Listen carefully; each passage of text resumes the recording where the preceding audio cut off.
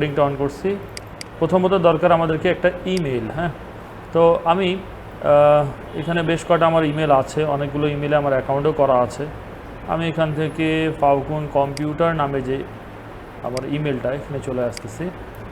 আমরা যেটা সার্চ করব এখানে সেটা হচ্ছে সাইবার সচেতনতা। গুগলে যায় সার্চ করব, সেটা হচ্ছে সাইবার সচেতনতা, SHOCHE সচেতনতা, এই টাইপের সার্চ করলে চলে আসতেছে সাইবার হাইজিন। দেখেন সামনে আসছে প্রথমেই সাইবার হাইজিন। ক্লিক করলাম, সাইডে ক্লিক করার পর আমাদের কাছে এভাবে আসবে। প্রথমত আমাদেরকে সাইন আপ করতে হবে। এখানে লগ ইন অপশান দেওয়া আছে। প্রথমত আমরা সাইন আপ করবো, অর্থাৎ অ্যাকাউন্ট ক্রিয়েট করব। আমাদের কোনো অ্যাকাউন্ট নাই, আমরা তো আজকে প্রথম আসছি, ঠিক না? আচ্ছা, এখানে আমরা কি করব, যদি আমার জিমেল লগ ইন করা থাকে তাহলে আমি ডাইরেক্ট কী করে দিব, কন্টিনিউ উইথ গুগল। ক্লিক করলাম কন্টিনিউ উইথ গুগল। এখানে আমি আমার ইমেলটাকে সিলেক্ট করে দিব, এরপর কন্টিনিউ অপশন আসবে, কন্টিনিউ করে দিব। কন্টিনিউ অপশন করার পর এখানে দেখেন প্রথমত প্রোফাইল সাজাইতে বলছে, ঠিক আছে। ফার্স্টলি নিজের একটা ছবি দিতে হবে, ক্যামেরাতে ক্লিক করেন, আপনার ছবি আপনি সেট আপ করে নেন। নিজের ছবিটা দেওয়াটাই সবচেয়ে বেস্ট হবে, যেহেতু আপনি সার্টিফিকেটের জন্য অ্যাপ্লাই করতেছেন, একটা কোর্স করতেছেন। এটা কিন্তু একটা কোর্স, 40 মিনিট 38 মিনিটের একটা কোর্স হবে। এখানে নিজের নামটা যে ফাউকুন আইটি দেওয়া আছে, আমি এটাকে পুরোটাকে চেঞ্জ করে দিলাম MD, পুরো ক্যাপিটালাইজ করলেই ভালো হয়, MD আবিদ, HOSSAIN, আবিদ হুসেন। ওকে, ফোন নাম্বার দিতে হবে, তবে 11 ডিজিট, মানে কোড নাম্বার সহ দিয়েন না, যে সামনে +88 বা 00 এরকম না, ডাইরেক্ট নাম্বার 017। আমার এই নাম্বার দিয়ে করা আছে, আমি আরেকটা নাম্বার ইউজ করি তাহলে 0130616906 এই নাম্বারটা ইউজ করলাম। 0130 করা আছে কিনা জানি না। প্রোমো কোড চাইছে, কোনো প্রোমো কোড দিব না। এই জায়গায় আপনারা নিজেদের বয়সের লিমিটটা দিবেন। যারা বিলো 18 তারাও আপনারা 18 to 24 দিতে পারবেন, কারণ এর নিচে তো কোনো এজ নাই। বিলো 18 বলতে 18 নিচে যাদের বয়স, যেমন জিশানের বয়স, অভির বয়স 18 নিচে, তোমরাও 18 নিচে আসো এখন নাকি? তো যদি 18-এর নিচেও হয় তবু 18 to 24 দিতে হবে। আর বাদ বাকি যাদের বয়স যেমন আছে, আপনাদের ম্যাক্সিমাম 18 to 24-এর মধ্যেই আছেন, তাই না? তো আপনারা এটাই সিলেক্ট করবেন। আমি এখানে দিলাম 35 to 49। Okay, how do you identify yourself, female male, আমি দিলাম মেল। যারা ফিমেল থাকবে তারা ফিমেল দিবে, কিন্তু সবগুলো জেন্ডার, এটা ফিমেল মেল, হিজরা, প্রিফার নট টু সে বলতে চাচ্ছি না এরকম। আর এখানে হাসির কিছুই নাই, এটা জেন্ডার আল্লাহ সুবহানাহু ওয়া তাআলা যেভাবে মানুষকে তৈরি করছে, অ্যান্ড আল্লাহ সুবহানাহু ওয়া তাআলার উপর, ক্রিয়েশনের উপর আমরা কোনো হাসি তামাশা করবো না। ক্রিয়েটেড বাই, যে আমাকে তৈরি করছে ওই আল্লাহ পাক তাদেরকেও সৃষ্টি করছে, তো আমাদের ওখানে কোনোভাবে আমরা যেন তাদেরকে হাসি ঠাট্টার পাত্র না বানাই। Do you have any kinds of physical disability, মানে প্রতিবন্ধকতা আছে কিনা? অনেকে প্রতিবন্ধী হয় না, পায়ের সমস্যা, হাতের সমস্যা, চোখের সমস্যা। আলহামদুলিল্লাহ আল্লাহ পাক আমাদেরকে সবাইকে সুস্থ করছে। তো আমরা কি করে দিব এখানে, are you a member of any indigenous community? No, মানে কোনো সম্প্রদায় যেমন চাকমা টাকমা এগুলো থেকে আছেন কি না? যদি না থাকেন তাহলে নো, থাকলে ইয়েস। আছেন নাকি কেউ রোহিঙ্গা? না, ওকে। এরপর আসেন ইয়োর ডিস্ট্রিক্ট, এখানে ক্লিক করলাম। ফোনেও এভাবেই আসবে, অপশানগুলো আসবে। আমি প্রথমে পুরো প্রোফাইলটা সেট আপ করতেছি। নীলফামারী, ইয়োর এডুকেশনাল কোয়ালিফিকেশান যার যেটা থাকবে, কারো প্রাইমারি, সেকেন্ডারি, হায়ার সেকেন্ডারি, যার যেটা থাকবে, আমি একটা দিলাম। Is your monthly income less than 4500 BDT, মানে বুঝলেন, মানে আপনাদের মাসিক ইনকাম কি 4500 টাকার নিচে? যদি আপনারা স্টুডেন্ট তাহলে আপনাদের নিচে, তাই না? আর যদি আপনাদের মনে হয় কি না আমার মান্থলি ইনকামটা বেশি আছে, তাহলে নো করব। আর যদি আপনারা স্টুডেন্ট, আপনাদের কোনো ইনকামে নেই, আছে কোনো ইনকাম না থাকলে আপনারা করবেন yes. Name of your business, আপনার ব্যবসা প্রতিষ্ঠানের নাম কি? আপনারা কোনো ব্যবসা চালাচ্ছেন, তাহলে এখানে কি লিখে দিবেন, স্টুডেন্ট। কি লিখে দিবেন, স্টুডেন্ট। আপনারা ডাইরেক্ট লিখে দিবেন স্টুডেন্ট। আমি দিয়ে দিলাম এখানে ফাউকুন আইডি, আমার ব্যবসা প্রতিষ্ঠানের নাম। Name of your business, type of business. এখন যখন স্টুডেন্ট দিবেন তারপরেও বলবে যে এখানে সিলেক্ট করতে, বলছে মাইক্রো বিজনেস, এটা। তো আপনি এখানে কি করে দিবেন, মাইক্রো বিজনেসের লেস দেন 10 এমপ্লয়ি।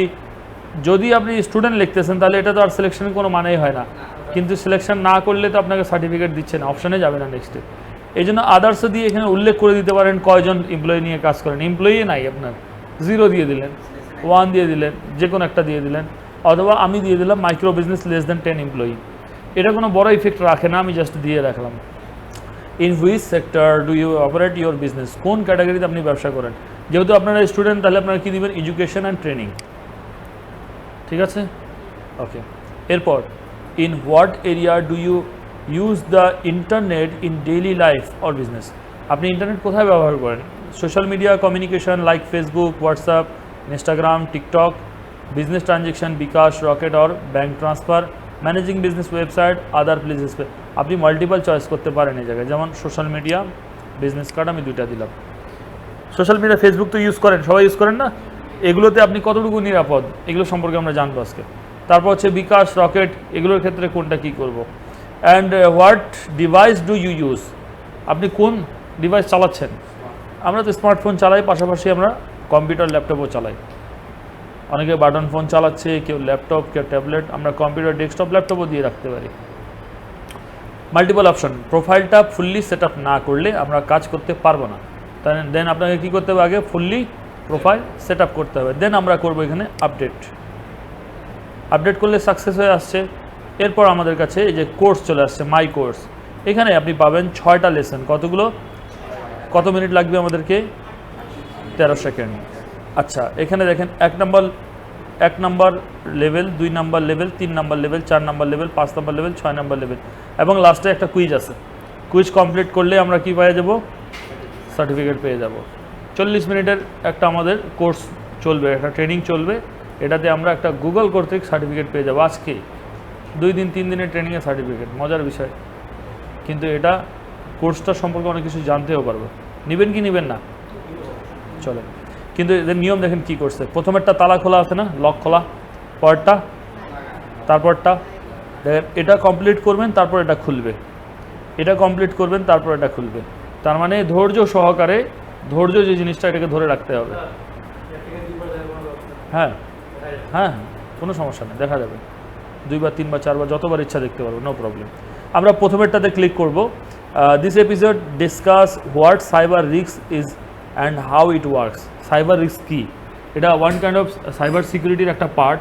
সাইবার সিকিউরিটিতে কী কী জানা যায়, এটা জানা দরকার আমাদেরকে। আমরা ইন্টারনেটের ব্যবহার, সুবিধা অসুবিধা বুঝি খুব কম। আজকে যদিও বা ইন্টারনেট ব্রাউজিংয়ের ক্লাস ছিল, তা আমি আবার সাইবার সিকিউরিটির টপিক্সটা আপনাদের সামনে নিয়ে আসলাম। এটাকে করেন, তারপর আমরা ঈদের পর্যায়ে স্পেশাল ক্লাস করব, সেখানে আমরা ইন্টারনেট সম্পর্কে আপনাদেরকে ব্যবহারটা বুঝাই দেবো, আরও সহজ হবে জিনিসগুলো বুঝতে।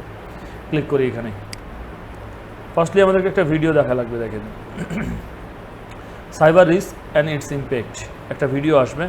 মনোযোগ আছে, দেখতে পারবো আমরা। কত মিনিটের ভিডিও এটা, চালু করলে বুঝতে পারবো, তাই না? 5 মিনিট, মনোযোগ দেন সবাই।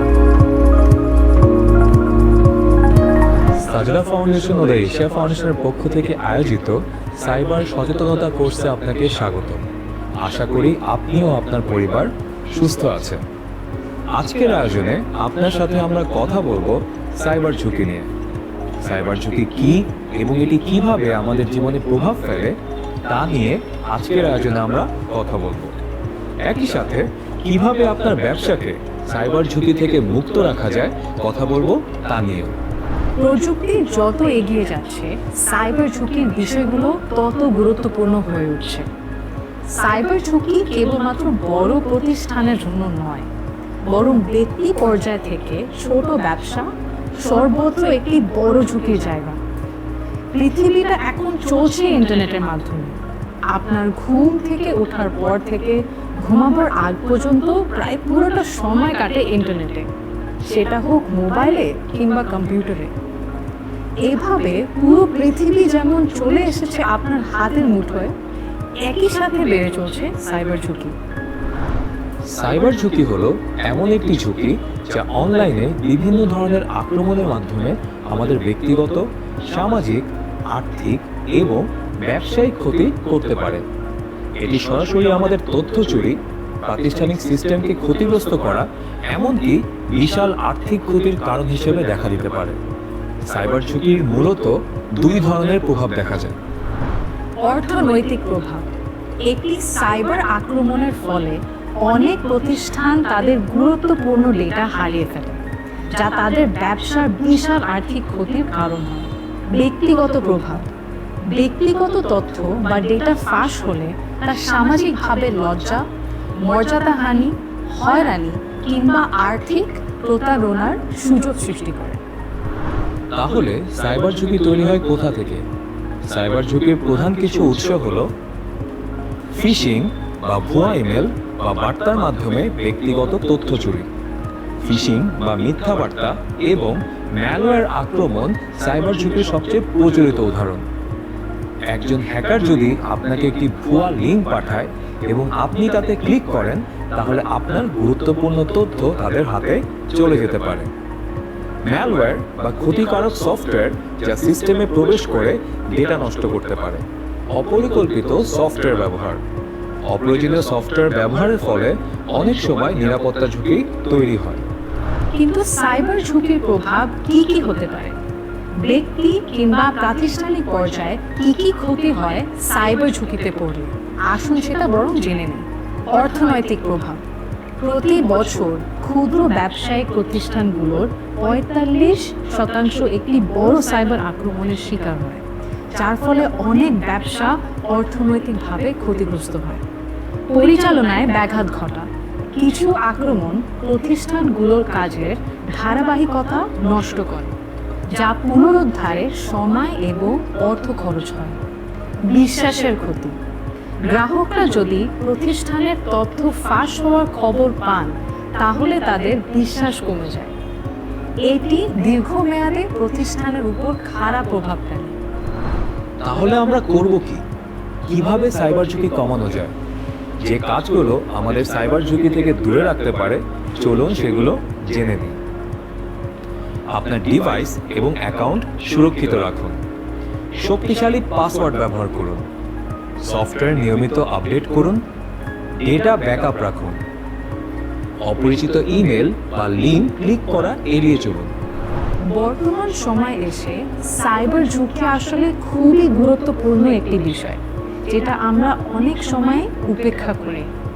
আশা করি এখন আপনারা বুঝতে পেরেছেন যে এটি কতটা বিপজ্জনক এবং কেন ব্যবসায়িক কিংবা ব্যক্তিগত পর্যায়ে সাইবার ঝুঁকির কথা মাথায় রেখে প্রতিরোধমূলক ব্যবস্থা নেওয়া প্রয়োজন। তাহলে এই পর্বে আমরা শিখলাম সাইবার ঝুঁকি কি এবং এটি কিভাবে কাজ করে। আরও শিখলাম ফিশিং ও ম্যালওয়্যার আক্রমণের প্রভাব এবং সাইবার ঝুঁকি কমানোর উপায়। কুইজ: সাইবার ঝুঁকি থেকে নিজেকে সুরক্ষিত রাখতে কি করা উচিত? এ, অজানা লিঙ্কে ক্লিক করা। বি, সফটওয়্যার আপডেট করা। সি, দুর্বল পাসওয়ার্ড ব্যবহার করা। ডি, ফিশিং ইমেলের উত্তর দেওয়া। কোথায় কি বলছে? What should be done to protect your self from cyber risk? Clicking analysis. হ্যাঁ, কোনটা? B.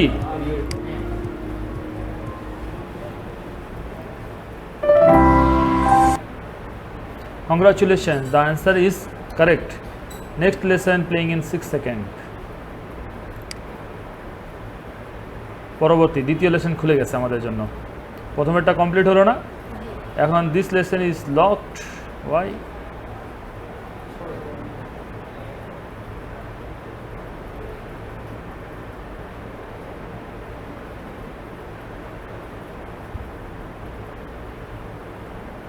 This lesson is locked. Please complete the previous lesson. Previous lesson তো কমপ্লিট হয়ে গেছে আমাদের।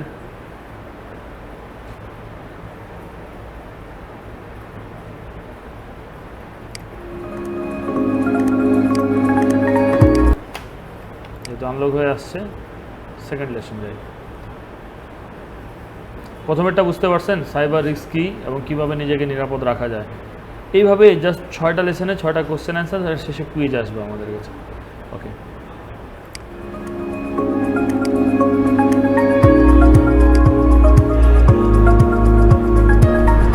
গত পর্বে আমরা জেনেছি সাইবার ঝুঁকি কি এবং এর প্রভাব সম্পর্কে। এই পর্বে আমরা জানব কিভাবে আপনার ডিভাইস এবং অ্যাপগুলোকে সুরক্ষিত রাখতে পারেন সেই সম্পর্কে। শুরুতেই জানা দরকার ডিভাইস বলতে আসলে কি বোঝায়। একদম সহজ ভাষায় ডিভাইস হচ্ছে আপনি যে মোবাইল, ল্যাপটপ, ট্যাব কিংবা কম্পিউটার ব্যবহার করেন সেটা। আর অ্যাপ হচ্ছে আপনার ডিভাইসে যেসব সফটওয়্যার অ্যাপ্লিকেশন ব্যবহার করেন সেগুলো। আপনার ডিভাইসে থাকা ফেসবুক, গুগল, ইনস্টাগ্রাম, হোয়াটসঅ্যাপ থেকে শুরু করে এই ভিডিওটি আপনি যে ব্রাউজারে দেখছেন সেটিও কোনো অ্যাপ থেকেই চালু করেছেন।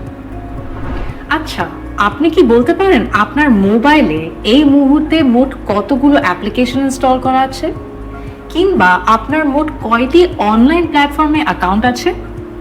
প্রযুক্তি আমাদের জীবনকে খুব সহজ যেমন করেছে, একই সাথে কিন্তু ফেলেছে বেশ ঝুঁকিতে। আমাদের ডিভাইস এবং অ্যাপগুলো প্রতিনিয়ত পড়ছে সাইবার আক্রমণের ঝুঁকিতে, তাই এই বিষয়ে সচেতন হওয়ার কোনো বিকল্প নেই। কিন্তু আপনার ডিভাইস এবং সেটা ইনস্টল করা অ্যাপগুলো আপনার ব্যবসার নিরাপত্তাকে প্রভাবিত করছে না তো? কয়েকটি খুবই জরুরি বিষয় এক্ষেত্রে আপনার মনে রাখা প্রয়োজন। আপনার ডিভাইসে অপ্রয়োজনীয় তথ্য প্রবেশ করলে ব্যবসায়িক নিরাপত্তা ঝুঁকি বাড়ে। পুরনো অ্যাপ ও ডিভাইস সহজেই হ্যাকিংয়ের শিকার হতে পারে। বেশ কিছু অ্যাপ ক্ষতিকর বিজ্ঞাপন ও ভাইরাস ছড়াতে পারে। সহজ পাসওয়ার্ড ব্যবহার করলে অ্যাকাউন্ট হ্যাক হতে পারে। ব্যবসায়িক নিরাপত্তার স্বার্থে আপনার ডিভাইসগুলোকে সুরক্ষার আওতায় আনতে হবে, কিন্তু কিভাবে সেটা? উপায়গুলো কি কি? চলুন সেগুলি আমরা একটু জেনে নেই। 1. আপনার ডিভাইস লক করুন। সবসময় ডিভাইস পাসওয়ার্ড, প্যাটার্ন বা ফিঙ্গারপ্রিন্ট দিয়ে লক রাখুন। এটি আপনার ডেটা রক্ষা করার প্রথম ধাপ। 2. অ্যান্টিভাইরাস ব্যবহার করুন। একটি ভালো অ্যান্টিভাইরাস সফটওয়্যার ব্যবহার করুন। এটি ভাইরাস, ম্যালওয়্যার এবং অন্যাধিকার প্রবেশ থেকে আপনার ডিভাইসকে সুরক্ষিত করবে। 3. সফটওয়্যার আপডেট করুন। ডিভাইসের অপারেটিং সিস্টেম এবং অ্যাপ্লিকেশনগুলো সবসময় আপডেট রাখুন। পুরনো সফটওয়্যার সাইবার আক্রমণের সুযোগ তৈরি করে। 4. অপ্রয়োজনীয় অ্যাপ্লিকেশন ইনস্টল এড়িয়ে চলুন। অপ্রয়োজনীয় বা সন্দেহজনক অ্যাপ ইনস্টল করবেন না। অনেক অ্যাপ্লিকেশন আছে যেগুলো আপনার ডেটা চুরি করতে পারে। এর পাশাপাশি আপনার ব্যবসার সাইবার ঝুঁকি এড়াতে হলে এই বিষয়গুলো সম্পর্কে অবশ্যই ধারণা রাখা প্রয়োজন। আপনার কাছে কয়টি ডিভাইস অর্থাৎ মোবাইল, কম্পিউটার, ল্যাপটপ ইত্যাদি আছে যা আপনি প্রতিদিন ব্যবহার করেন? আপনার মোবাইল বা কম্পিউটারে কয়টি অ্যাপ ইনস্টল করা আছে? আপনি কোন সফটওয়্যার বা অ্যাপ্লিকেশন ব্যবহার করে ব্যবসা পরিচালনার কাজ করেন? আপনার কয়টি অনলাইন অ্যাকাউন্ট আছে? আপনার ডিভাইস ও অ্যাকাউন্টগুলোতে আপনি ব্যতীত আর কাদের প্রবেশাধিকার আছে? এ তো জানা হলো ডিভাইস সুরক্ষার উপায়, কিন্তু অ্যাপ ও আপনার ব্যবসায়িক অ্যাকাউন্ট সুরক্ষার উপায় কি? চলুন এবার জানা যাক সেই ব্যাপারে। 1.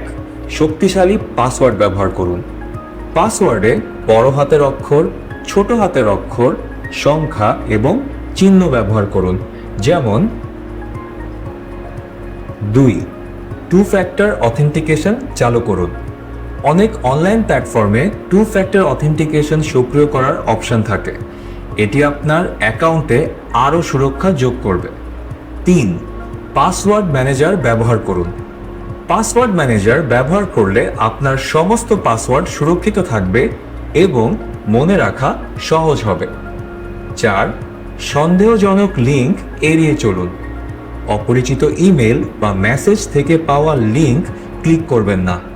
এটি ফিশিং আক্রমণের একটি সাধারণ উপায়। সব শেষে অ্যাপ ও ডিভাইস সংরক্ষণের জন্য বেশ কিছু সতর্কতা আপনাকে মেনে চলতে হবে।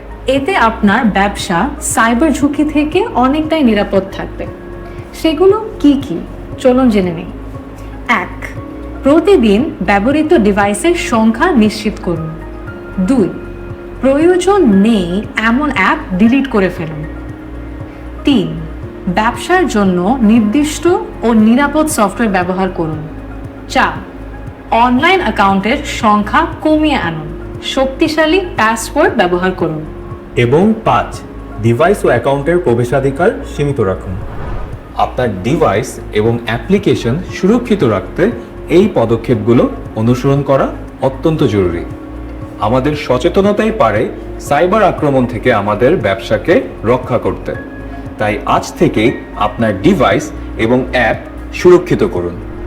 তাহলে এই পর্বে আমরা জানলাম সাইবার ঝুঁকি থেকে আপনার ডিভাইস ও অ্যাপ কিভাবে সুরক্ষিত রাখবেন সেই সম্পর্কে। কুইজ: ডিভাইস এবং অ্যাকাউন্ট সুরক্ষিত রাখতে নিচে কোনটি সঠিক পদ্ধতি? এ, পাসওয়ার্ড অন্যের সাথে শেয়ার করা। বি, অ্যান্টিভাইরাস ব্যবহার করা। কোনটা? সি, সন্দেহজনক লিঙ্কে ক্লিক করা। ডি, অ্যাপ্লিকেশন কখনো আপডেট না করা।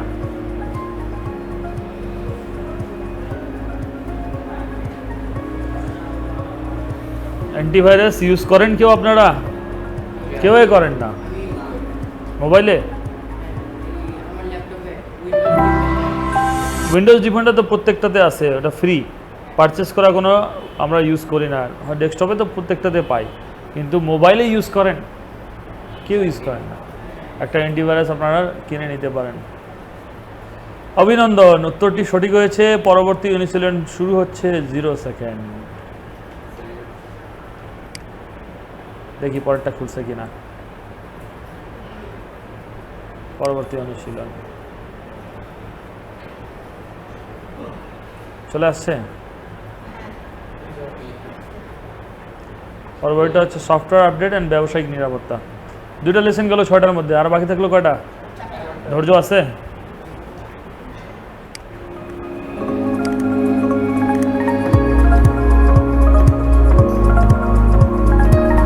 গত পর্বে আমরা কথা বলেছি আপনার ডিভাইস এবং অ্যাপের সুরক্ষা নিয়ে, কিন্তু আপনি কি জানেন পুরনো সফটওয়্যার কিংবা সময় মতো সফটওয়্যার আপডেট না করলে আপনার ডিভাইস কতটা বিপদের মুখে পড়তে পারে, যা আপনার ব্যবসা কিংবা ব্যক্তিগত ক্ষতি ডেকে আনতে পারে? হ্যাঁ, ঠিক শুনেছেন। আর এই পর্বে আমরা আলোচনা করব কেন সফটওয়্যার আপডেট করা খুবই গুরুত্বপূর্ণ এবং কিভাবে এটি আপনার ডিভাইস ও ডেটাকে সুরক্ষিত রাখতে সাহায্য করে। আসলে সফটওয়্যার আপডেট শুধু নতুন ফিচার যোগ করার জন্য নয়, বরং ডিভাইসের নিরাপত্তা বাড়ানোর জন্যও গুরুত্বপূর্ণ। পুরনো সফটওয়্যার হ্যাকারদের আক্রমণ করার জন্য দুর্বল পয়েন্ট তৈরি করতে পারে, আর আপনি পড়তে পারেন সাইবার ঝুঁকিতে। চলুন আগে জেনে নিই সফটওয়্যার আপডেটের সুবিধাগুলো কি কি।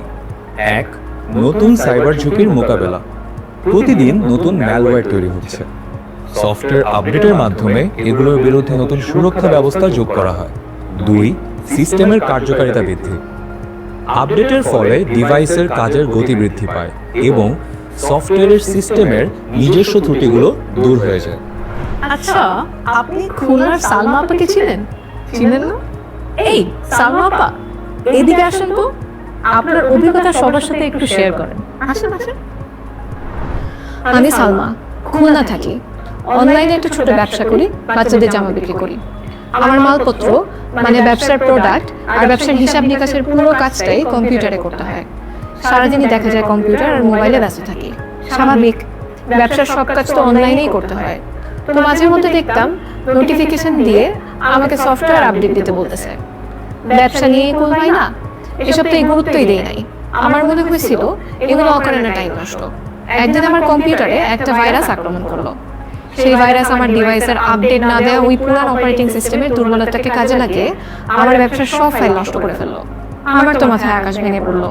মাথায় হাত দিয়ে বসে আছি, এমন সময় মেইল খুলে দেখি ওই ভাইরাস আক্রমণকারীরা আমার ব্যবসার ফাইলগুলো আমাকে ফেরত দিতে চাচ্ছে। কিন্তু ফেরত দেওয়ার জন্য তাদের একটা বিশাল টাকা দিতে হবে।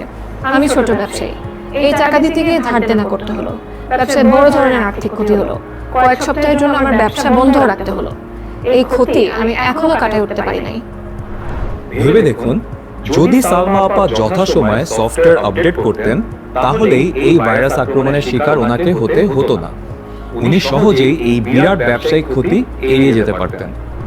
কিন্তু সালমা আপার দুর্ভোগ জানার পরও ধরুন আপনি সফটওয়্যার আপডেট করলেন না, সেই ক্ষেত্রে আপনার ঝুঁকিগুলো কি? চলুন সেগুলি জেনে নিই। সাইবার আক্রমণের শিকার হওয়ার সম্ভাবনা। অনেক সাইবার আক্রমণ শুধুমাত্র পুরনো সফটওয়্যারের দুর্বলতার কারণে ঘটে। ব্যক্তিগত তথ্য ফাঁস, আপনার গুরুত্বপূর্ণ ডেটা যেমন ব্যাংক তথ্য, ব্যক্তিগত ছবি এবং পাসওয়ার্ড ফাঁস হয়ে যেতে পারে। সর্বশেষ, ডিভাইসের কার্যক্ষমতা হ্রাস। পুরনো সফটওয়্যার ডিভাইসকে ধীর করে দেয় এবং মাঝে মাঝেই ক্র্যাশ করতে পারে। এখন প্রশ্ন হচ্ছে, ঝুঁকি এড়াতে কিভাবে আপনি নিয়মিত সফটওয়্যার আপডেট করবেন। চলুন উপায়গুলো দেখে নিই। 1. স্বয়ংক্রিয় আপডেট চালু করুন। আপনার ডিভাইসের সেটিংসে গিয়ে স্বয়ংক্রিয় আপডেট অপশনটি সক্রিয় করুন। এটি নিশ্চিত করবে যে নতুন আপডেট মিস হবে না। 2. বিশ্বস্ত সূত্র থেকে আপডেট করুন। সবসময় অফিসিয়াল ওয়েবসাইট বা অ্যাপ স্টোর থেকে আপডেট ডাউনলোড করুন। 3. নিয়মিত আপডেট চেক করুন। যদি স্বয়ংক্রিয় আপডেট চালু না থাকে তবে প্রতি সপ্তাহে অন্তত একবার আপডেট চেক করুন। মনে রাখবেন, সফটওয়্যার আপডেট আপনার নিরাপত্তা বৃদ্ধি করে, কারণ সাইবার অপরাধীরা সবসময় আপনার সিস্টেম ও অ্যাকাউন্টে তথ্য নেওয়ার জন্য ঢোকার চেষ্টা করছে। তারা প্রায় সফটওয়্যার বা সিস্টেমের দুর্বলতা খুঁজে বের করে, যেটা কাজে লাগিয়ে তারা আপনার ব্যবসায়িক ক্ষতির পাশাপাশি আপনার কাছে যে কোনো পরিমাণ অর্থ দাবি করতে পারে। তাহলে এই পর্বে আমরা জানলাম সফটওয়্যার আপডেটের প্রয়োজনীয়তা সম্পর্কে। আরও জানলাম কিভাবে এই আপডেট আমাদের সাইবার ঝুঁকি এড়াতে ও ব্যবসায়িক নিরাপত্তা বাড়াতে সাহায্য করে। কুইজ: সফটওয়্যার আপডেটের মাধ্যমে কি অর্জন করা যায়? এ. সাইবার নিরাপত্তা উন্নত করা। বি. ডিভাইস ধীর করে ফেলা। সি. হ্যাকারদের জন্য সহজ প্রবেশ তৈরি করা। ডি. ডেটা ফাঁসের ঝুঁকি কোনটা বাড়ানো। হবে? এ।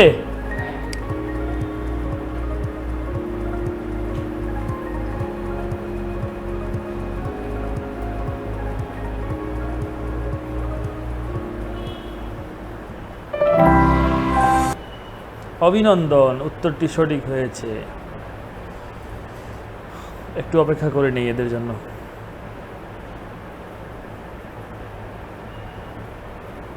Something went wrong.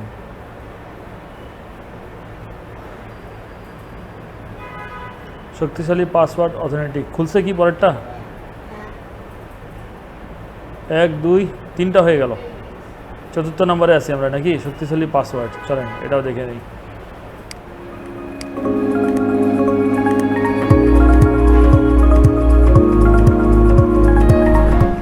আমাদের ব্যক্তিগত এবং ব্যবসায়িক ডেটা সুরক্ষিত রাখতে শক্তিশালী পাসওয়ার্ড এবং সঠিক অথেন্টিকেশন পদ্ধতি জানার কোনো বিকল্প নেই। এই পর্বে আমরা শিখব কিভাবে একটি শক্তিশালী পাসওয়ার্ড তৈরি করতে হয় এবং আপনার ব্যবসার অতিরিক্ত সুরক্ষার জন্য কিভাবে 2 ফ্যাক্টর অথেন্টিকেশন ব্যবহার করতে হয়। প্রথমেই জানা দরকার পাসওয়ার্ড কি। পাসওয়ার্ড একটি গোপন কোড বা শব্দ যা কোনো নির্দিষ্ট অ্যাকাউন্ট বা সিস্টেমে প্রবেশের অনুমতি দেয়। এটি সাধারণত ব্যবহারকারীর ব্যক্তিগত সুরক্ষার জন্য ব্যবহার করা হয় এবং শুধুমাত্র অনুমোদিত ব্যক্তি এটি ব্যবহার করতে পারেন। এবার জানার চেষ্টা করি শক্তিশালী পাসওয়ার্ড বলতে আসলে কি বোঝায়। একটি শক্তিশালী পাসওয়ার্ড হলো এমন একটি পাসওয়ার্ড যেটা অন্যদের পক্ষে অনুমান করা কঠিন এবং হ্যাক করা প্রায় অসম্ভব। এর মধ্যে বড় হাতের অক্ষর, ছোট হাতের অক্ষর, সংখ্যা এবং বিশেষ চিহ্ন থাকতে হবে। যেমন এটি একটি দুর্বল পাসওয়ার্ড, কিন্তু এটি একটি শক্তিশালী পাসওয়ার্ড। কিন্তু কেন শক্তিশালী পাসওয়ার্ড এত গুরুত্বপূর্ণ? কারণ তথ্য চুরির ঝুঁকি কমায়। হ্যাকাররা প্রতিনিয়ত আপনার আইডি হ্যাক করার চেষ্টা করছে। দুর্বল পাসওয়ার্ড সহজেই অনুমান করা যায়, যা আপনার অ্যাকাউন্ট হ্যাকের ঝুঁকি বাড়ায়। সাইবার আক্রমণ প্রতিরোধ করে। হ্যাকাররা প্রতিদিন আপনার আইডি হ্যাক করার চেষ্টা করছে। পূর্বের তুলনায় বর্তমানে হ্যাকিং প্রক্রিয়া আরো সহজ, কারণ মানুষ একই পাসওয়ার্ড বারবার নানা প্ল্যাটফর্মে ব্যবহার করে। শক্তিশালী পাসওয়ার্ড ব্যবহার করলে পাসওয়ার্ড অনুমান ভিত্তিক আক্রমণ অথবা ব্রুট ফোর্স অ্যাটাক প্রতিহত করা সহজ হয়। আমরা তো বুঝলাম শক্তিশালী পাসওয়ার্ড কেন জরুরি। তাহলে চলুন দেখি কিভাবে আপনি একটি শক্তিশালী পাসওয়ার্ড তৈরি করবেন। 1. পাসওয়ার্ড সবসময় বিভিন্ন অক্ষর, লেটার, সংখ্যা বা প্রতীক মিশ্রিত করে তৈরি করা উচিত। বড় হাতের অক্ষর, ছোট হাতের অক্ষর, সংখ্যা এবং বিশেষ চিহ্ন ব্যবহার করুন। বিশেষ করে পাসওয়ার্ডে বিশেষ চিহ্ন যুক্ত করা ভালো। 2. পাসওয়ার্ড কমপক্ষে 8 অক্ষরের হওয়া উচিত, তবে কিছু বিশেষ ক্ষেত্রে এটি আরও দীর্ঘ, যেমন 16 অক্ষর বা তার বেশি হওয়া প্রয়োজন হতে পারে। 3. পাসওয়ার্ড তৈরিতে কিবোর্ডের ধারাবাহিক প্যাটার্ন বা ব্যবহারকারীর নাম, মোবাইল নম্বর, জন্ম তারিখ ইত্যাদি ব্যবহার করা থেকে বিরত থাকুন। 4. জটিল, অপ্রচলিত, অনন্য এবং দীর্ঘ পাসওয়ার্ড ব্যবহার করুন। 5. ইউনিক পাসওয়ার্ড তৈরি করার একটি সহজ উপায় হলো ভিন্ন ধরনের একাধিক শব্দের মিশ্রণে পাসওয়ার্ড তৈরি করা, যেমন ভাপা পিঠা, রংধনু, পদ্মা। এখানে ভাপা পিঠা হলো খাবার, রংধনু আকাশে হয় এবং পদ্মা হলো নদী, তাই এই ধরনের পাসওয়ার্ড ধরতে পারা কঠিন। 6. একই ধরনের সংখ্যা বা অক্ষর বারবার ব্যবহার করা থেকে বিরত থাকুন। 7. প্রতিটি অ্যাকাউন্টের জন্য আলাদা পাসওয়ার্ড তৈরি করুন। 8. পাসওয়ার্ড মনে রাখতে সমস্যা হলে পাসওয়ার্ড ম্যানেজার ব্যবহার করুন। এতক্ষণ তো জানা হলো শক্তিশালী পাসওয়ার্ড তৈরির টেকনিক। এবার জানা যাক টু ফ্যাক্টর অথেন্টিকেশন সম্পর্কে। টু ফ্যাক্টর অথেন্টিকেশন হলো এমন একটি সুরক্ষা ব্যবস্থা যা পাসওয়ার্ডের পাশাপাশি একটি অতিরিক্ত ধাপ যোগ করে। এটি আপনার ডিভাইসে একটি কোড পাঠায় যা আপনার অ্যাকাউন্টের লগইন নিশ্চিত করার জন্য ব্যবহার করা হয়। অর্থাৎ এটি আপনার অ্যাকাউন্টের জন্য একটি বাড়তি নিরাপত্তা ব্যবস্থা যা শুধু পাসওয়ার্ড দিয়েই সীমাবদ্ধ নয়। এটি চালু করলে পাসওয়ার্ড ছাড়াও লগইন করার সময় একটি বিশেষ কোডের প্রয়োজন হয় যা শুধুমাত্র আপনার ফোনে পাঠানো হয়। কিন্তু আপনার অ্যাকাউন্টে টু ফ্যাক্টর অথেন্টিকেশন যুক্ত করবেন কিভাবে? টু ফ্যাক্টর অথেন্টিকেশন সক্রিয় করার উপায়গুলো হলো আপনার ফেসবুক অথবা হোয়াটসঅ্যাপ অ্যাকাউন্টের সেটিংসে যান, সিকিউরিটি অথবা লগইন অপশনে ক্লিক করুন। সেখানে সেটআপ টু ফ্যাক্টর অথেন্টিকেশন অপশনটি সিলেক্ট করুন। মোবাইল নাম্বার যোগ করে বিষয়টি সম্পূর্ণ করুন। পাসওয়ার্ড আর অথেন্টিকেশনকে অবজ্ঞা করা আসলে কতটা মারাত্মক হতে পারে রুমিন আপার ঘটনা না জানলে আপনি বুঝবেন না। রুমিন আপা, আপনার হয়রানির গল্প সবার সাথে শেয়ার করেন তো। আসেন আসেন, এখানে আসেন। আসসালামু আলাইকুম, আমি রুমিনা ফারহানা মিম। আমি একজন নারী উদ্যোক্তা। আমি চট্টগ্রামে থাকি। কোভিডের সময় অনলাইনে আমি আমার ব্যবসা শুরু করেছিলাম। গত 4 বছর ধরে ফেসবুক, ইনস্টাগ্রাম, হোয়াটসঅ্যাপ সহ এসব অনলাইন প্ল্যাটফর্ম ব্যবহার করে আমি আমার বিজনেস চালিয়েছি। আমার বিজনেস খুব ভালো যাচ্ছিল। একা সব কাজ করে ম্যানেজ করতে পারছিলাম না। আমার চাচাতো ভাই তুহিন আমাদের পাশের এলাকাতেই থাকতো। কোভিডের সময় তুহিনের চাকরিটি চলে যায়। যেহেতু ছেলেটি ওই সময় বেকার, নিজের ব্যস্ততা একটু কমানোর জন্য তুহিনকে আমি আমার বিজনেস পেজগুলোর অ্যাডমিন অফিসার হিসেবে নিয়োগ দিই। মাঝে মাঝে কাজের ব্যস্ততার কারণে তুহিনকে ঢাকায় যেতে হয়। অফিসের বাইরে গেলে তুহিন আমার ফেসবুক আইডি এবং পাসওয়ার্ড ব্যবহার করে আমার ফেসবুক পেজের কাজ করত। কিছুদিন পর তুহিনের সাথে টাকা পয়সা নিয়ে আমার একটি ভুল বোঝাবুঝি হয়। আমি ওকে বেশ বকাঝকা করি। পরদিন সকালে দেখি তুহিন আমার ফেসবুক আইডি এবং পাসওয়ার্ড ব্যবহার করে বিজনেস পেজ এবং আমার প্রোফাইল থেকে খুবই বাজে একটি পোস্ট করেছে। একই সাথে দেখি যে ও আমার পাসওয়ার্ড চেঞ্জ করে ফেলেছে। এরপর তুহিন আমার বিজনেসের ফেসবুক আইডিটিও বন্ধ করে দিল। এই ঘটনায় আমার পরিবার এবং আত্মীয় স্বজনের মধ্যে খুবই সমস্যা তৈরি হয়। তুহিন সব অস্বীকার করে। এদিকে প্রোফাইল আমার নামে হওয়ায় আমি সবার কাছে ছোট হয়ে যাই। এখন আমার বিজনেসটিও নেই, আর পারিবারিক সম্মানহানির বোঝা তো এখনও টেনে যাচ্ছি। কে জানে সারা জীবন টানতে হবে বলে মনে হচ্ছে। একটি শক্তিশালী পাসওয়ার্ড আর অথেন্টিকেশন চালু থাকলে রুমিনা ফারহানা মিমকে এই ক্ষতির শিকার হতে হতো না। শক্তিশালী পাসওয়ার্ড এবং টু ফ্যাক্টর অথেন্টিকেশন আপনার ব্যক্তিগত এবং ব্যবসায়িক ডেটার প্রহরী। আজই আপনার পাসওয়ার্ড আপডেট করুন এবং টু ফ্যাক্টর অথেন্টিকেশন চালু করুন। আপনার নিরাপত্তা রাখুন আপনার হাতে। তাহলে এই পর্বে আমরা শিখলাম শক্তিশালী পাসওয়ার্ড কি, কিভাবে সেটি তৈরি করা হয় সে সম্পর্কে। আমরা আরও জানলাম টু ফ্যাক্টর অথেন্টিকেশনের কাজ সম্পর্কে। কুইজ: শক্তিশালী পাসওয়ার্ড তৈরির সঠিক নিয়ম কোনটি? এ, সহজে অনুমানযোগ্য শব্দ ব্যবহার করা। বি, শুধুমাত্র সংখ্যা ব্যবহার করা। কোনটা? সি, বড় ও ছোট হাতের অক্ষর, সংখ্যা এবং বিশেষ চিহ্ন ব্যবহার করা। ডি, একই পাসওয়ার্ড সব জায়গায় ব্যবহার করা। আমরা সি দিলাম, হ্যাঁ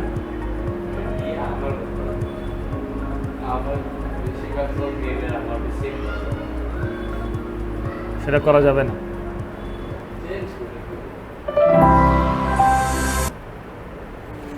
উত্তরটি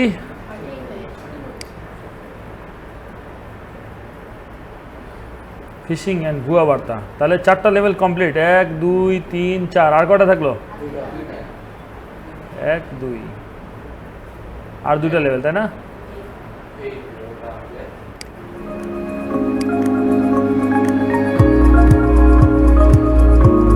ধৈর্য আছে তো না?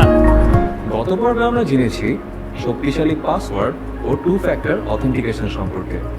এই পর্বে আমরা কথা বলবো ফিশিং এবং মিথ্যা বার্তা সম্পর্কে, যেটা বর্তমান সাইবার অপরাধের অন্যতম বড় সমস্যা।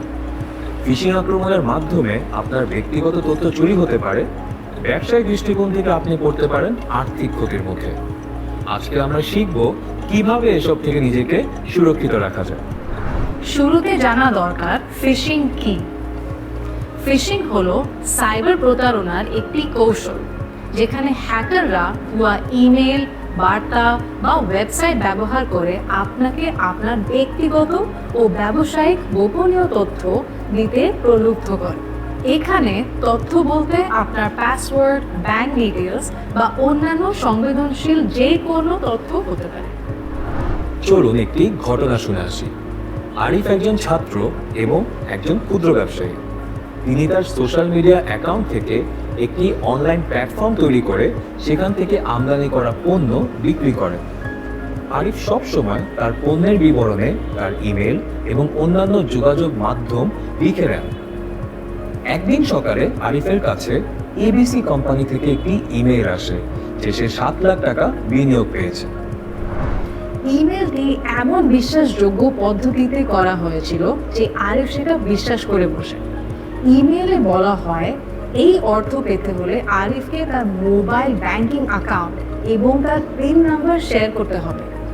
আরিফ ইমেলের উত্তরে তার কাছে চাওয়া সকল তথ্য দিয়ে দেন। এর কিছুক্ষণ পর আরিফ জানতে পারেন তার অ্যাকাউন্টে থাকা 30,000 টাকা তুলে নেওয়া হয়েছে এবং অ্যাকাউন্টটি ব্লক হয়ে গিয়েছে। আরিফের সেই মাসের সব উপার্জন হারিয়ে যায়। আরিফ এবিসি কোম্পানির সাথে যোগাযোগ করলে তারা এ ধরনের কোনো ইমেল পাঠানোর কথা অস্বীকার করে এবং দাবি করে যে এটি তাদের অফিসিয়াল ইমেল আইডি থেকে পাঠানো হয়নি। আরিফ হতাশ ও বিধ্বস্ত বোধ করতে থাকে। গল্পের কাহিনীটা কি পরিচিত মনে হচ্ছে? এই ধরনের ঘটনা প্রতিনিয়তই আমাদের চারপাশে ঘটছে। এখানে আরিফ ফিশিং আক্রমণের শিকার। 90% বেশি সাইবার আক্রমণ ভুয়া অথবা মিথ্যা বার্তা অথবা ইমেল দিয়ে শুরু হয়। কারা এই ঝুঁকির মধ্যে আছে? মূলত ব্যক্তি এবং ক্ষুদ্র বা মাঝারি ব্যবসা ফিশিংয়ের ঝুঁকির মধ্যে সবচেয়ে বেশি রয়েছেন। 60% ক্ষুদ্র ব্যবসা এই ঝুঁকির মধ্যে আছে। ফিশিং বা ভুয়া বার্তা কয়েক ধরনের হতে পারে। ফিশিং ইমেল, যেখানে হ্যাকাররা ভুয়া ইমেল পাঠিয়ে তথ্য চায়। ভুয়া এসএমএস বা স্মিশিং, মোবাইল এসএমএস ব্যবহার করে প্রতারণা। ভুয়া ভিডিও কলের মাধ্যমে প্রতারণা বা ভিশিং। কিউআর কোডের মাধ্যমে জালিয়াতি বা স্কুইশিং। সাধারণত মিথ্যা বা ভুয়া বার্তাগুলো কেমন হয়ে থাকে? এগুলো দেখে মনে হয় যেন পরিচিত কোনো ব্যক্তি কিংবা প্রতিষ্ঠান থেকে এসেছে। আপনার পরিচিত কোনো ব্যক্তির ইমেল ঠিকানা ব্যবহৃত হতে পারে। এতে বিখ্যাত প্রতিষ্ঠানের লোগো এবং ইমেলের বিন্যাস অনুকরণ করা হতে পারে। এতে সাম্প্রতিক কোনো খবর বা আপনার সদ্য শেষ করা কাজের প্রসঙ্গ থাকতে পারে। আক্রমণকারী আপনার প্রতিষ্ঠানে ফোন করে অথবা অনলাইনে তথ্য দেখে ইমেলটিকে আরও পার্সোনালাইজ করতে পারে, যাতে এটি আরও বাস্তব মনে হয়। ফিশিং কি সেটা তো বোঝা গেল, তাহলে ফিশিং থেকে নিজেকে রক্ষা করার উপায় কি? চলুন সেগুলো এবার জেনে নিই। সন্দেহজনক লিঙ্ক এড়িয়ে চলুন। অপরিচিত ইমেল বা বার্তা থেকে প্রাপ্ত লিঙ্কে ক্লিক করবেন না। বিশ্বাসযোগ্যতা যাচাই করুন। ইমেল বা মেসেজে প্রেরকের পরিচয় যাচাই করুন। কোনো প্রতিষ্ঠান থেকে আসা মেসেজ হলে তাদের অফিসিয়াল ওয়েবসাইট থেকে তথ্য নিন। HTTPS ওয়েবসাইট ব্যবহার করুন। লগ ইনের সময় নিশ্চিত করুন যে ওয়েবসাইটের URL HTTPS দিয়ে শুরু হয়েছে। অপরিচিত বিজ্ঞাপন এড়িয়ে চলুন। যে কোনো ধরনের অপরিচিত বিজ্ঞাপন ক্লিক করা থেকে বিরত থাকুন। এবার আমরা কথা বলবো র্যানসামওয়্যার নিয়ে। র্যানসামওয়্যার হলো এক ধরনের ম্যালওয়্যার বা ভাইরাস যা কম্পিউটারে আক্রমণ করে সেটির তথ্য লক করে দেয়। এরপর ব্যবহারকারীকে তার তথ্য ফিরিয়ে দেওয়ার জন্য অর্থ দাবি করা হয়। র্যানসামওয়্যার থেকে সুরক্ষার জন্য অ্যান্টিভাইরাস ব্যবহার করতে হবে, কারণ অ্যান্টিভাইরাস আপনাকে এবং আপনার ব্যবসাকে ফিশিং বা অন্যান্য সাইবার আক্রমণ থেকে রক্ষা করতে সাহায্য করতে পারে। প্রতিটি ভাইরাসের নির্দিষ্ট বৈশিষ্ট্য থাকে যাকে সিগনেচার বলা হয়। অ্যান্টিভাইরাস সফটওয়্যার এই সিগনেচারগুলোর জন্য পরীক্ষা করে ভাইরাসটি আটকায়। এরপর সেটি ওই ভাইরাস পরিষ্কার করে এবং ভাইরাসকে লক্ষ্যে পৌঁছাতে বাধা দেয়। হ্যাকাররা একটি ভাইরাসের নতুন নতুন বিভিন্ন প্রকার তৈরি করে যার সিগনেচার সামান্য ভিন্ন হয়। যখন এই নতুন ভাইরাসের জন্য কোনো প্রতিকার পাওয়া যায় না, তখন এটিকে জিরো ডে আক্রমণ বলা হয়। এই নতুন ভাইরাসগুলো শনাক্ত করার পর অ্যান্টিভাইরাস সফটওয়্যার দ্রুত আপডেট করা হয় যেন সেটি নতুন সিগনেচারকে আটকাতে পারে। ফলাফল হিসেবে আপনার ডিভাইসগুলো সুরক্ষিত হয়ে যায়। তাহলে এই পর্বে আমরা জানলাম ফিশিং বা ভুয়া বার্তা সম্পর্কে, জানলাম ফিশিং এর ধরন এবং ফিশিং থেকে কিভাবে নিজেদের সুরক্ষিত রাখা যায় সেই সম্পর্কে। সাথে আমরা শিখলাম র্যানসামওয়্যার সম্পর্কে। কুইজ: ফিশিং ইমেল থেকে সুরক্ষিত থাকার সঠিক পদ্ধতি কোনটি? কোনটি? এ, সব লিঙ্কে ক্লিক করা। বি, প্রেরকের পরিচয় যাচাই করা। কোনটা? সি, ব্যক্তিগত তথ্য শেয়ার করা। ডি, ভুয়া মেসেজ এড়িয়ে না চলা। কি হবে? বি। দেখি সঠিক নাকি ভুল। অভিনন্দন আসবে।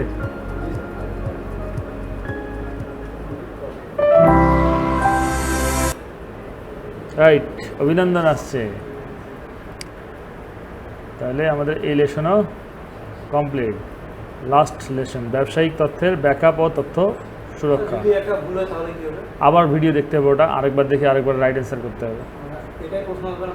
ওই প্রশ্নে আসবে বা প্রশ্ন চেঞ্জ করতে পারে।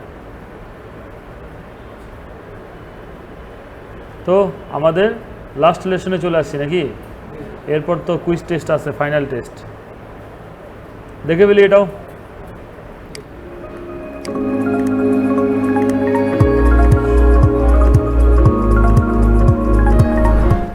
গত পর্বে আমরা জেনেছি ফিশিং বা ভুয়া বার্তা সম্পর্কে।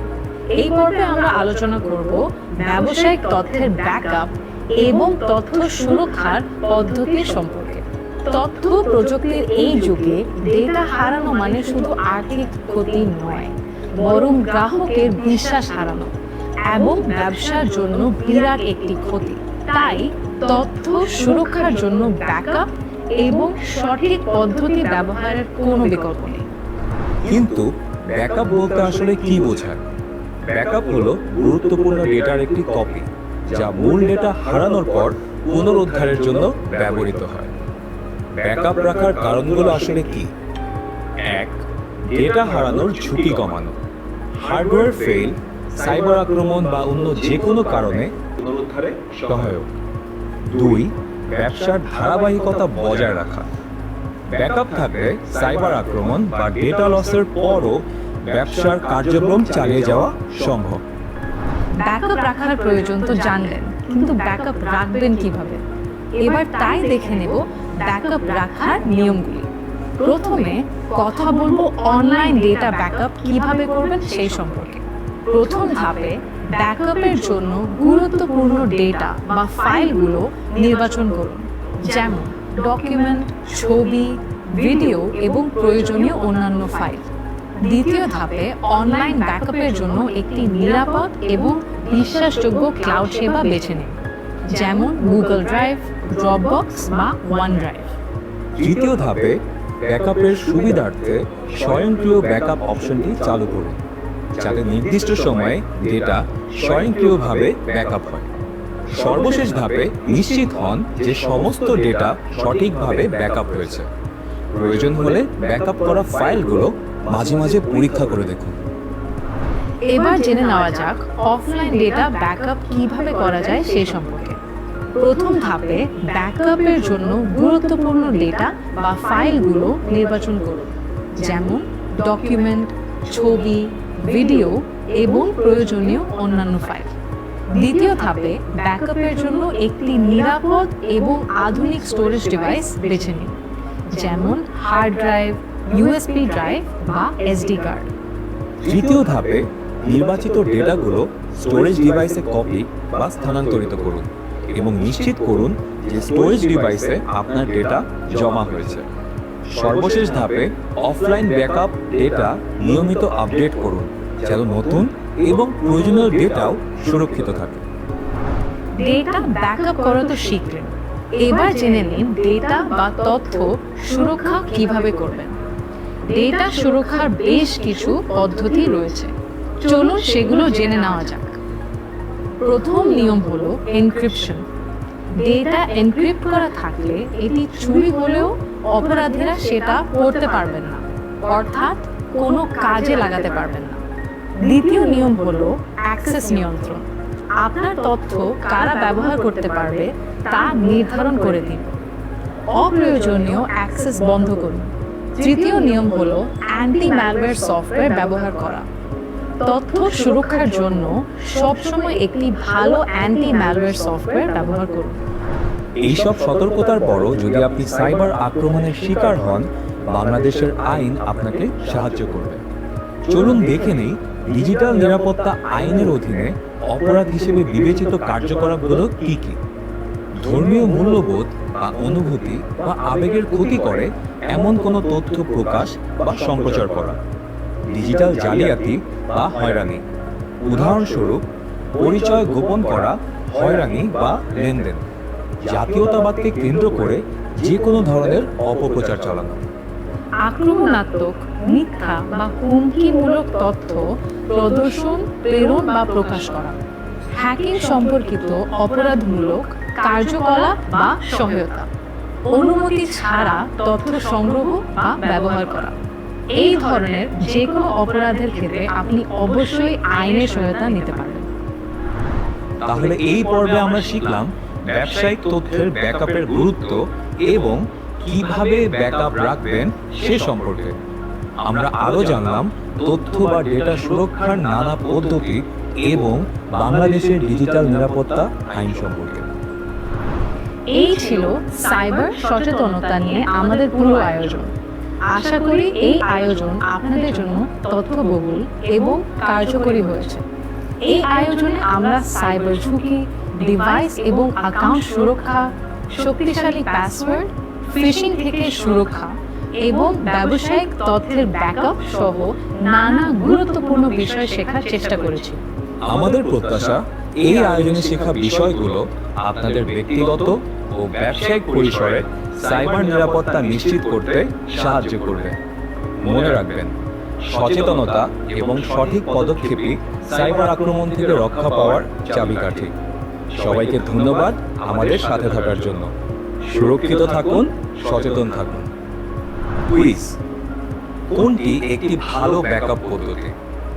এ, ডেটা এনক্রিপশন না করা। বি, শুধুমাত্র একটি ডিভাইসে ডেটা রাখা। সি, অনলাইন এবং অফলাইন ব্যাকআপ রাখা। ডি, ব্যাকআপ নিয়মিত আপডেট না করা। কি মনে হয় সঠিক উত্তর? এরপর কিন্তু কুইজ আসবে, রেডি থাকেন।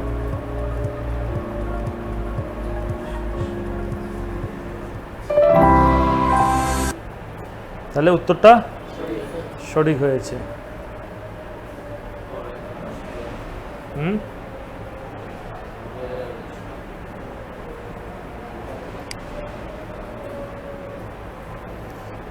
এবার হচ্ছে ফাইনাল অ্যাসেসমেন্ট, ফাইনাল পরীক্ষা। মোট প্রশ্ন 5টা, একের মধ্যে 5টা প্রশ্ন থাকবে।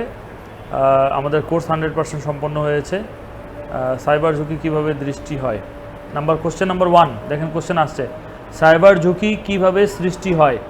দুর্বল পাসওয়ার্ড ব্যবহারের মাধ্যমে, সন্দেহজনক লিঙ্কে ক্লিক করার মাধ্যমে, সফটওয়্যার বা সিস্টেম আপডেট না করার মাধ্যমে, উপরের সবগুলো। কোনটা? Very good.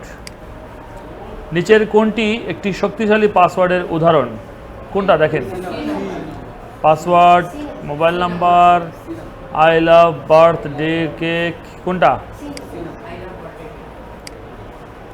সাইবার সচেতনতা অবলম্বন করার ক্ষেত্রে নিচের কোন বিষয়গুলো খেয়াল রাখতে হবে? যে কোনো বিজ্ঞাপন দেখলে সেখানে ক্লিক করতে হবে, ফিশিং বা ভুয়া বার্তায় সাড়া প্রদান করতে হবে, অনলাইন বা অফলাইন ডাটা বা ফাইলের ব্যাকআপ রাখা, অন্যরা বুঝতে পারে এমন পাসওয়ার্ড ব্যবহার করা। কোনটা? মনোযোগ।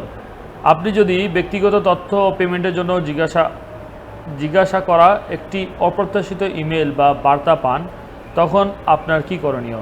সাথে সাথে সাড়া প্রদান করবেন, মেইলের সত্যতা যাচাই করে পদক্ষেপ নেবেন, সীমিত পরিসরে তথ্য শেয়ার করবেন, উপরের কোনটি নয়?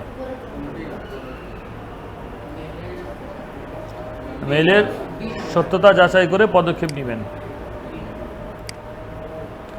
আপনার ব্যবসায়িক কাজে ব্যবহৃত সফটওয়্যার নিয়মিত আপডেট না করলে কি কি সমস্যা হতে পারে? ডিভাইসের ব্যাটারি দীর্ঘস্থায়ী হবে, আপনার ডিভাইস হ্যাক হতে পারে, কম্পিউটার স্বয়ংক্রিয়ভাবে নতুন হার্ডওয়্যার ইনস্টল করবে, উপরের সবগুলো। হ্যাক হতে পারে, তাই না? অভিনন্দন, সাইবার সচেতনতা সার্টিফিকেট ডাউনলোড করুন। Got it. এই দেখেন, cyber hygiene training completion, this is two certified that Abid Hussain has successfully completed the cyber hygiene training jointly organized by the Asia Foundation and Sajida Foundation. Training date আজকের date উঠে আসছে এবং with support from global cyber, অনেকগুলো প্রোগ্রামের মাধ্যমে এটা হয়ে আসছে। এটাকে আমরা একটু ডাউনলোড করে নিতে পারবো। এই যে ডাউনলোড দিয়ে আমি ডেস্কটপে নিয়ে নিলাম, এটা আমার পিডিএফ আকারে ডাউনলোড হয়েছে। এটা আমি পেন ড্রাইভে নিয়ে অথবা যে কোনো কম্পিউটারের দোকান থেকে এখন এটা আমরা প্রিন্ট করতে পারবো। পাইছি কি? কোথায়? যেটা চলে আসছে না সার্টিফিকেট? শেষ একদম।